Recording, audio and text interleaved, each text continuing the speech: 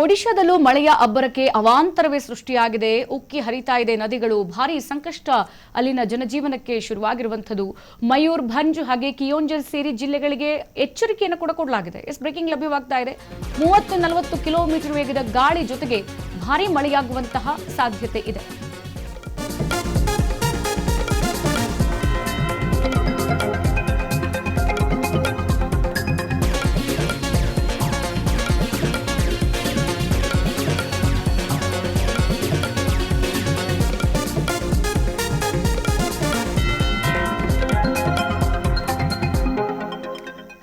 ಒಡಿಶಾದಲ್ಲೂ ಕೂಡ ಮಳೆಯ ಅಬ್ಬರಕ್ಕೆ ಅವಾಂತರವೇ ಸೃಷ್ಟಿಯಾಗಿದೆ. ನದಿಗಳು ಎಲ್ಲ ಭಾರೀ ಗಾತ್ರದಲ್ಲಿ ಉಕ್ಕಿ ಹರಿತಾ ಇದೆ. ಜನಜೀವನಕ್ಕೂ ಕೂಡ ಬಹಳ ಸಂಕಷ್ಟ ಎದುರಾಗಿರುವಂಥದ್ದು. ಇಲ್ಲಿ ಒಡಿಶಾದ ಮಯೂರ್ಭಂಜ್ ಹಾಗೆ ಕಿಯೋಂಜರ್ ಸೇರಿ ಜಿಲ್ಲೆಗಳಿಗೆ ಎಚ್ಚರಿಕೆಯನ್ನು ಕೊಡಲಾಗಿದೆ. ಸೊ ಮನೆಗಳಿಗೆ ನೀರು ನುಗ್ಗಿದೆ, ಪ್ರವಾಹ ಪರಿಸ್ಥಿತಿ ಉಂಟಾಗಿದೆ. ನದಿಗಳು ಅಪಾಯ ಮಟ್ಟವನ್ನ ಮೀರಿ ಹರಿತಾ ಇರೋದ್ರಿಂದ ಅಲ್ಲಿನ ಜನಜೀವನ ಸಂಕಷ್ಟ ಸಿಚುವೇಶನ್ ಫೇಸ್ ಮಾಡ್ತಾ ಇರೋದ್ರ ಜೊತೆಗೆ ಮನೆಗಳಿಗೆ ನೀರು ನುಗ್ಗಿದೆ. ಸೊ ಇರೋದಕ್ಕೆ ಜಾಗ ಇಲ್ಲ. ಮಳೆ ನೀರಲ್ಲಿ ಎಷ್ಟು ದಿನ ಅಂತ ಇರೋದಕ್ಕೆ ಸಾಧ್ಯ? ಹಾಗಾಗಿ ಅಲ್ಲಿನ ಪ್ರದೇಶದಲ್ಲಿ NDRF ಸಿಬ್ಬಂದಿಗಳು ಅವರನ್ನ ಬೇರೆ ಸ್ಥಳಕ್ಕೆ ಸ್ಥಳಾಂತರಿಸುವಂತ ಕೆಲಸಗಳನ್ನ ಕೂಡ ಮಾಡ್ತಾ ಇದ್ದಾರೆ. 30-40 ಕಿಲೋಮೀಟರ್ ವೇಗದ ಗಾಳಿ ಜೊತೆಗೆ ಭಾರೀ ಮಳೆ ಬೀಸುವಂತಹ ಸಾಧ್ಯತೆ ಕೂಡ ಅಲ್ಲಿ ಇರುವಂಥದ್ದು. ಮತ್ತೊಂದು ಕಡೆಗೆ ಹಲವು ಜಿಲ್ಲೆಗಳಿಗೆ ಅಲ್ಲಿ ಯೆಲ್ಲೋ ಅಲರ್ಟ್ ಅನ್ನು ಕೂಡ ಇಲಾಖೆ ಕೊಟ್ಟಿರುವಂಥದ್ದು. ಸೊ ಅಲ್ಲಿನ ನದಿಗಳು ಈಗ ಅಪಾಯ ಮಟ್ಟವನ್ನ ಮೀರಿ ಪ್ರವಾಹ ಪರಿಸ್ಥಿತಿಯಲ್ಲಿ ಹರಿತಾ ಇರೋದ್ರಿಂದ ಅಲ್ಲಿನ ಜನಜೀವನಕ್ಕೆ ಬಹಳ ದೊಡ್ಡ ಸಂಕಷ್ಟ ಎದುರಾಗಿರುವಂಥದ್ದು. ಒಡಿಶಾದಲ್ಲಿ ಎಸ್ಪೆಷಲಿ ಹೇಳ್ತಾ ಇರೋದು ಮಳೆಯ ಅವಾಂತರವೇ ಸೃಷ್ಟಿಯಾಗಿರುವಂಥದ್ದು. ಎಲ್ಲಾ ನದಿಗಳು ಕೂಡ ಭಾರೀ ಪ್ರಮಾಣದಲ್ಲಿ ಉಕ್ಕಿ ಹರಿತಾ ಇದೆ. ಜನಜೀವನ ಇರೋದಕ್ಕೆ ಕಷ್ಟ ಆಗ್ತಾ ಇದೆ, ಹೊರಗೆ ಬರೋದಕ್ಕೆ ಕಷ್ಟ ಆಗ್ತಾ ಇದೆ. ಆಸ್ಪತ್ರೆಗೆ ಹೆಂಗ್ ಹೋಗ್ತಾರೆ? ಮನೆ ಬಿಟ್ಟು ಆಚೆ ಹೋಗೋದಕ್ಕಾಗಲ್ಲ, ಮನೆಯಲ್ಲಿರೋಕ್ಕೂ ಆಗಲ್ಲ. ಹಾಗಂತ ಅಂತಹ ಪರಿಸ್ಥಿತಿಯಲ್ಲಿ ಎದುರಾಗಿರುವಂಥದ್ದು. 30-40 ಕಿಲೋಮೀಟರ್ ವೇಗದ ಗಾಳಿ ಜೊತೆಗೆ ಭಾರಿ ಮಳೆ ಸುರಿತಾ ಇದೆ.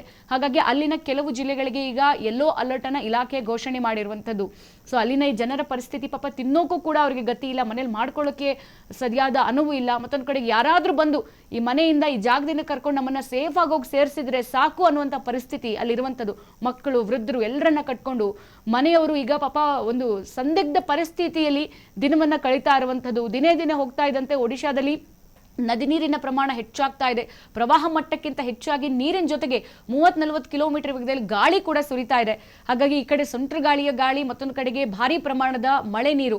ಸೊ ಎರಡರ ಮಧ್ಯೆ ಜನಜೀವನ ಬಹಳ ಅಸ್ತವ್ಯಸ್ತವಾಗಿದೆ. ಇರೋದಕ್ಕೂ ಕೂಡ ಕಷ್ಟ ಆಗ್ತಾ ಇದೆ. ಸೊ ಸಣ್ಣ ಪುಟ್ಟ ಮಕ್ಕಳನ್ನ ಹಿಡ್ಕೊಂಡು ಆ ಪ್ರದೇಶದಲ್ಲಿ ಹೆಂಗಿರೋದಕ್ಕೆ ಸಾಧ್ಯ? ವೃದ್ಧರು ಕೂಡ ಇಂಥ ಥಂಡಿ ಭಾರಿ ಚಳಿಯಲ್ಲಿ ಅವ್ರ ಪಾಪ ಇರೋದಕ್ಕೂ ಕಷ್ಟ ಸಾಧ್ಯ. ಅಂತ ಪರಿಸ್ಥಿತಿಯನ್ನ ಸದ್ಯ ಈಗ ಒಡಿಶಾ ಫೇಸ್ ಮಾಡ್ತಾ ಇರುವಂಥದ್ದು.